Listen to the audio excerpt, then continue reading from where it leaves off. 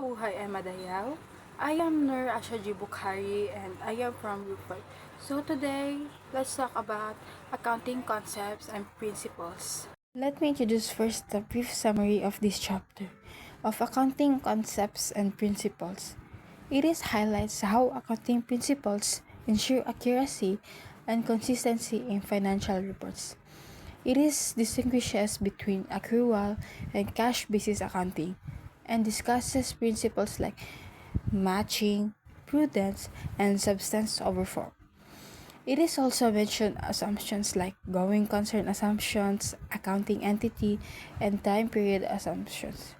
And lastly, also notes that GAAP and IFRS sets global standards with PFRS used in the Philippines. Here's the 10 topics that will be discussed in this chapter.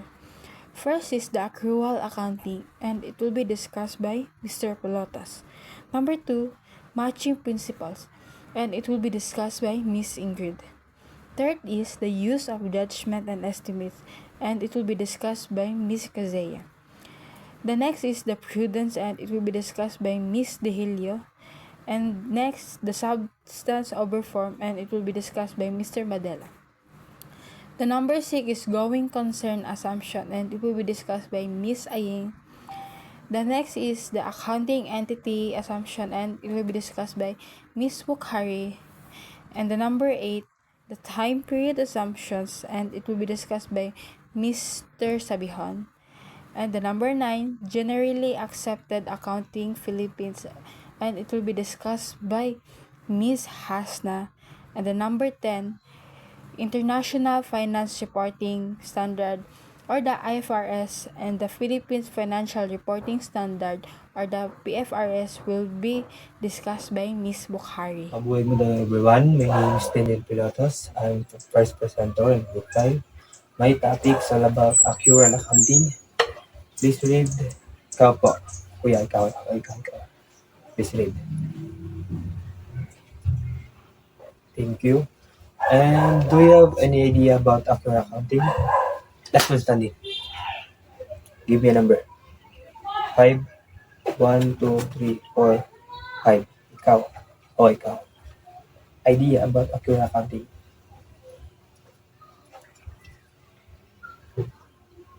Thank you. Accrual accounting, it's all about record and transaction versus earn or incurred. Siyempre, related na siya sa expenses. Reported in the same period, providing more accurate picture of financial performance. Siyempre, hindi yun na, no? Di ka pwede mag-atik-atik, anak. So guys, naka-example na rin. Example ng accrual accounting is magkatagong situation. Suppose a company provides consulting service to a client, pays the invoice in January. The company incurs expenses of 1,000 for salaries and utilities in December, but pays the bills in the January. Accrual basis niya is record revenue in December when earned wala pa. Record expenses in December when earned 1,000. And match revenue and expenses in the same period, December. Ang cash basis is record revenue in January when cash received wala pa. Record expenses in the January when cash period 1,000. The accrual basis provides a accurate picture of the company financial performance in December, as in matters the revenues and expenses in the same period. The cash basis would delay recognition of revenue and expenses until January, which might not accidentally reflect the company financial position. I hope guys nakabot mo. Thank you. Welcome. Good morning, sir. Buhay Madayaw. My name is Ingrid Rosie Solga. I'm presenter number 2. Matching principles. These principles ensure the expenses and recognized in the same period as the revenues they help generate. So, guys, kinsa na idea sa ani na topics. Hash na. Please, gay ko example. Thank you so much. So, yes, tama siya. Example is, if a car salesman earn a commission on sales, the commission should be recorded in the same period when the sales revenue is recognized, even if the same payment is made later. So, ang kuan daw guys, ang isa daw ka salesman is nasa commission sa ilang benta. So, gina-record niya siya is even na pag renew or i-recognize sa ilang for example sa manager, so dapat na-adjud sila na siya record something sa ilang halin or nang sa ilang commission, dapat naka-record yun na siya para mabalaan pag for example mag-inventory, dapat ilang commission naka-record yun na siya para para ang sa ito nang naka-recognize jud tanan ilang mga sales, ilang commission para makita nila ilang income. So that's all. Thank you so much and mabuhay Madayaw. Hello, mabuhay ug madayaw everyone. My name is Kizia Therese Villaflor and I'm the third reporter, the topic of use of judgment and estimate. So first thing first, left man standing. So ikaw, classmate, kanang nasa back ni mo girl. Yes. Please stand. So do you have an idea about use of judgment and estimates? Yes, correct. Use of judgment and estimates in accounting is help create financial statements. Yes, labaw na kanang sa kanang real situation sa company. Yes. So, accounting is not always about exact numbers. Sometimes, accountants must make judgment and estimates because not all information is certain or available at once. So, judgment is about making decisions when rules don't give an exact answer. Estimates are about predicting amounts based on available information. So why is it important? It helps create financial statements that reflect a company's real situation. Yes. It ensures numbers are reasonable even when exact figures are unknown. So here's the examples. Estimating how long a building or machine will last, useful life. Predicting how much customers may fail to pay. And then lastly, deciding the value of inventory when market prices change. So in short, judgment and estimates in accounting require knowledge, experience, and honesty to ensure financial reports are fair, accurate, and reliable. That's all. Prudence. Prudence is an accounting principle that avoids overstating income and assets. It requires recording losses when uncertain but recognizing gains only when they are certain.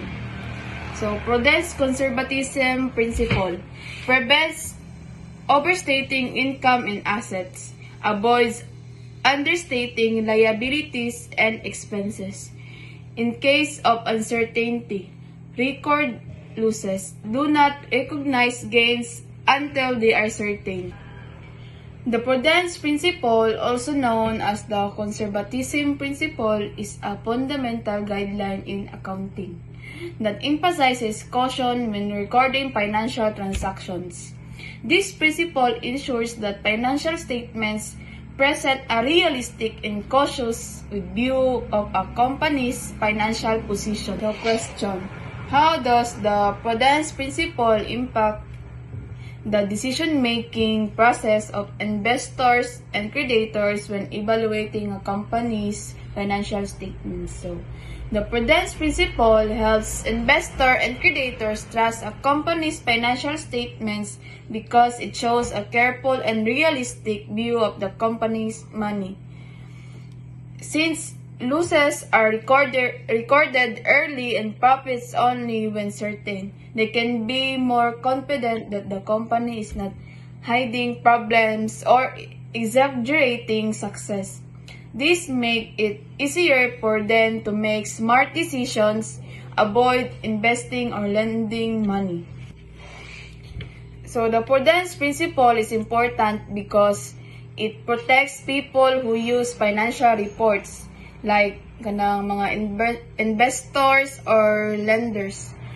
If a company shows too much profit or hides its debts, it can mislead these users into making bad decisions. By recording losses early and waiting to recognize gains, the company avoids giving a false impression of being richer or more successful than it really is. So, napunta example na sa prudence. For example, kung ang isa ka kumpanya nagahuna-huna nga basin mawalaan sila og kwarta sa isa nila kabaligya, kay ilaha dayon nang gina-record. Pero kung nagatuo sila nga makita og kita gikan sa isa ka deal nga wala pa nahuman, magsulat sila hangtod sa confirm ang deal nila i-appeal ang kita. Kini nga way nagatabang aron masaligan ang financial nga information. So, naga-recurse pud ni siya sa mga accountants to avoid overestimating income and assets, which could give a misleadingly positive picture of the company's financial health. At the same time, it prevents understating liabilities and expenses, which could hide potential risks or obligations. Mabuhay ug madayaw. My name is Cedric B. Madilo. I'm the P presenter of Group 5. And my topic is all about subsums over form. Do you have any idea about subsums over form? The main idea or behind the subsums over form is the true nature of a transaction or situation is more important than the outward appearance. It's a principle used in accounting, law, and taxation to ensure transparency and prevent misrepresentation by focusing on the economic reality rather than just the legal form. Or ang subsums over form ay isang tunay na kalikasan ng isang transaksyon o sitwasyon mas mahalaga kaysa sa acquired na appearance nito.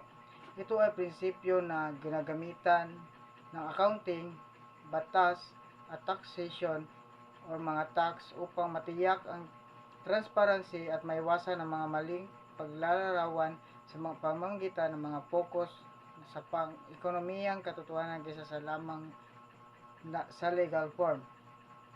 Then, that transaction recorded in the financial statement and accompanying the closure of a company. And accounting principle emphasize economic reality of transaction rather than their legal or a superficial appearance. And accounting principles emphasize economic reality of transaction rather than their legal or superficial appearance. The transaction na ito ay nai-record sa mga financial statement at kasama ang disclosure ng isang kumpanya. Transactions should be recorded based on their true economic substance, not just their legal form. For example, a lease that functions as a sale or with installment payment should be recorded as a sale, not a lease or hindi upa. Ang purpose nito ay to ensure that financial statements accurately reflect the reality of transaction, providing a clearly view of a company's financial situation.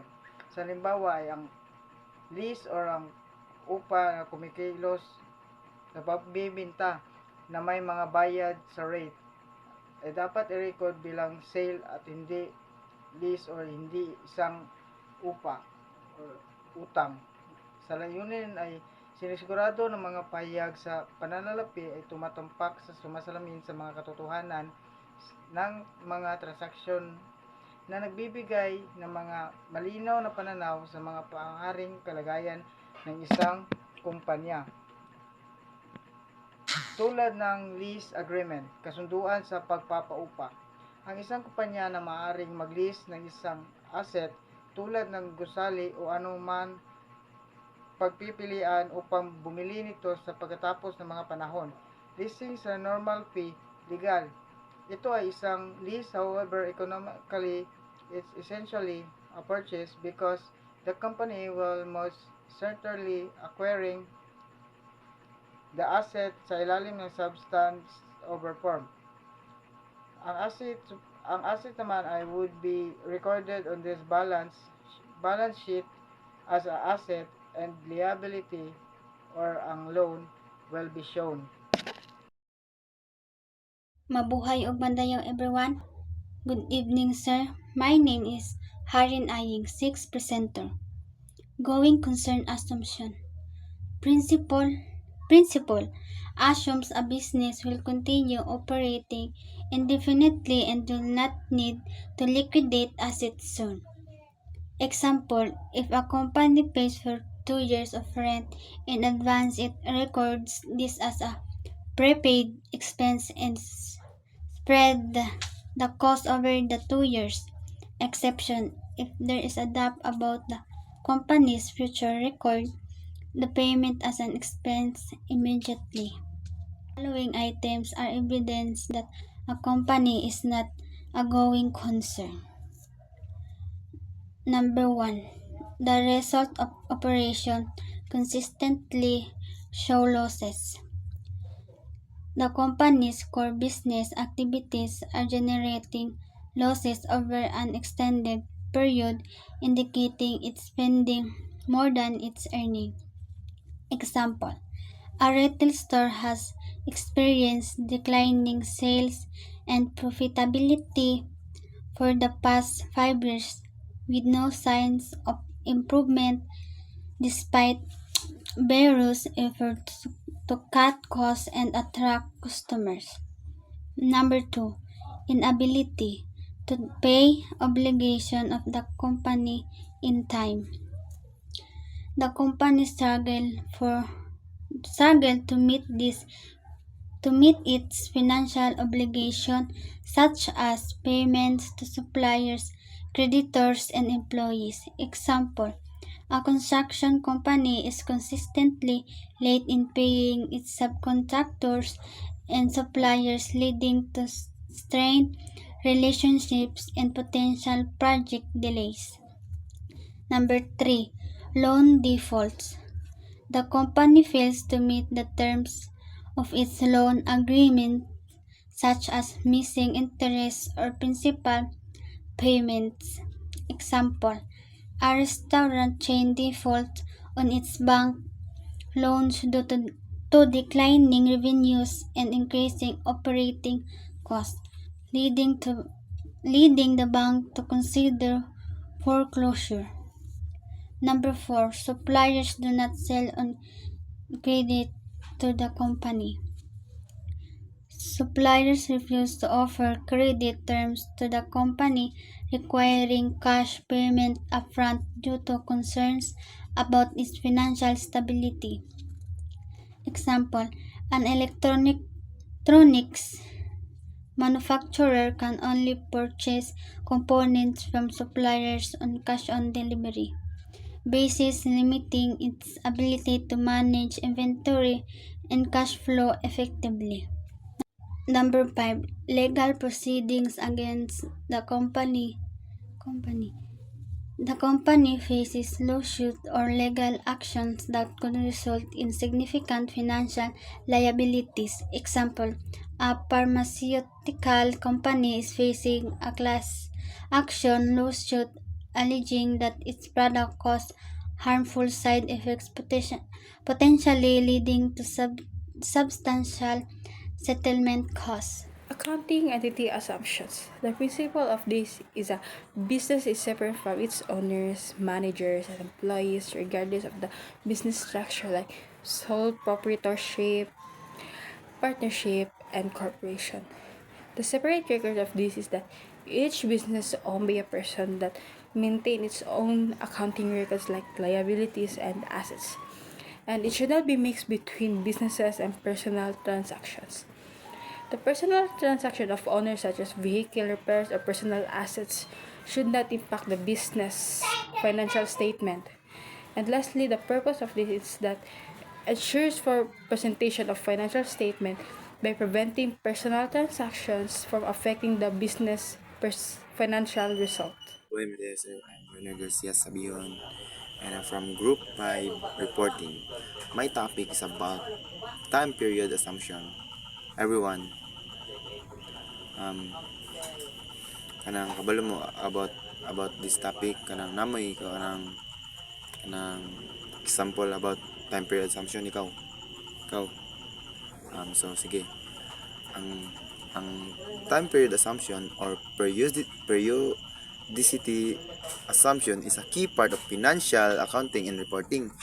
These assumptions state that business should report their financial position, result of operation, and cash flow at regular intervals. So, ang pasabot daw ni, dapat moingon ka sa imong posisyon daw, sa imong posisyon, and mga resulta sa mga operation, and mga moingon po ka sa mga daloy sa kwarta nga naagi sa business sa mga regular na intervals. So, mao na siya ang pasabot ana. Okay? When do time period assumption occur? So, when the company uses different periods that 1 year to account for its revenue and expenses. Okay? So, for example, a company could report on an income statement that it has 100 million daw in revenue over 6 months instead of reporting 200 million if it had used 1 full year. So, ipasabot ako na sa inyo guys. Halimbawa, pwede kang mag-ulat sa isa ka kumpanya nga sila kita nga 100 million daw sa unom ka bulan.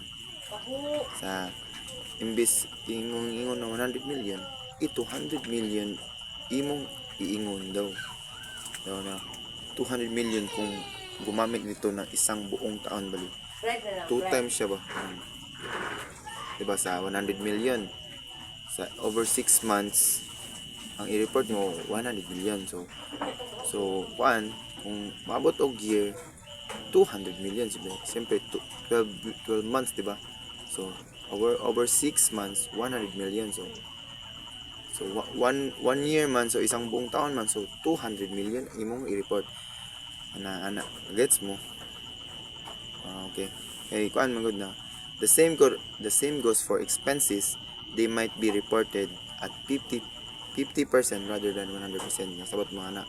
So mo to kung ingon over 6 months ang i-report nimo kay kuan 6 months 100 million. So kung maabot og 1 year ang i-report nimo 200 million syempre. Okay, nagamit man og 1 year. So okay, kasabot mo. Mangulong masabot guys. Lang. So mo na sa sir ang kanang sample ng ato. And lastly sir, nani siya 4 types of assumption of accounting. First is economic entity. Second, going concern. Third, monetary unit. And last, periodicity assumption. Mo ni sir. And thank you sir, mabuhay madayon. Taas sir makapasar ni sir. Thank you and salamat po, ingat po. Good day everyone. Today I will be discussing generally accepted accounting principles, or in short GAAP, which are essential rules used in accounting to ensure the financial information is accurate, consistent, and understandable. So ang GAAP daw includes the rules, standard guidelines that accounts use to prepare financial statement. This is helped to ensure that all companies report their financial data in a uniform way. For example, ang company if ang company A and company B both follow GAAP, their income statement and balance sheet will look similar in format and making easier to compare their performance. for so external user, it helps the investor analyze a company performance or over time. So for example, a shareholder can check a company profit grow for the last 5 years and be confident the numbers are calculated consistently. So management niya, it support better business decision through financial analysis. For example, if ang management sees that costs are rising every quarter, a JAP statement will help them decide whether to cut expenses or adjust prices. So ayahang adoption guys is JAP involves to reflect a new types of transaction and technologies. For example, when e-commerce and digital payments and grew, JAP update a guidelines on how online sales and electronic revenue should be reported. For development is created by experts through a strict process involving research and updates. For example, the Financial Accounting Standard Board, FASB, regularly issue updates such as new rules on how to report less or revenue recognition. So, in conclusion, JAP ensures that financial information is accurate, consistent, and trustworthy, making it vital for companies and investors. Mabuhay ug madayaw. Thank you.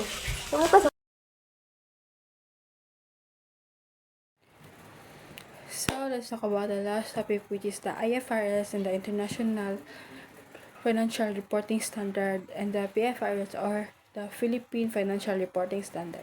So let's talk about the IFRS first. IFRS are rules for making financial reports clear and comparable across different countries in the world. So the history of IFRS is that the IASB, or the International Accounting Standard, now set these rules, replacing the old group, which is the International Accounting Standard Committee, which is used different, called as IAS. In the Philippines, the country follows IFRS as well as older IAS rules, while the USA uses GAAP, and the Philippines started using IFRS is since January 2005. Reason for using IFRS: supports from Philippine business needs for a common reporting language for global businesses, and better and simpler international standards recognition by major globalization. And lastly, let's talk about the PFRS. PFRS are rules used for preparing financial reports in the Philippines. They are set by groups called Philippine Financial Reporting Standard Council. Parts of PFRS are these rules match up with international rules called IFRS, or the International Financial Reporting Standard, and the Philippine Accounting Standard, or the PAS. These rules match up with older international rules called IAS, or the International Accounting Standard. And lastly, the interpretation of PFRS are these are explanation or clarification of the rules based on international guidance.